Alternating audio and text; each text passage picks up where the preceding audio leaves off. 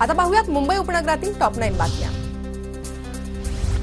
मुंबईच्या मलबार हिलमध्ये पावसाची हजेरी। मलबार हिल परिसरात पावसाचं पाणी साचलं। पावसाची संततधार सुरूच।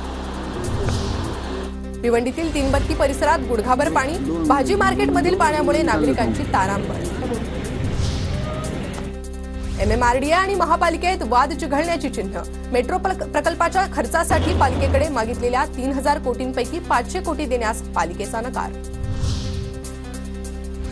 सिडकोच्या यशस्वी अर्जदारांची यादी संकेतस्थळावर। सिडकोच्या 3322 सदनिकांसाठी केवळ 5000 अर्ज। सिडकोचे धोरण फसल्याची चर्चा। म्हाडाकडून 33000 झोपडपट्ट्यांचं पुनर्वसन। राज्य सरकारच्या निर्देशानुसार 17 झोपू प्रकल्प म्हाडा पूर्ण करणार।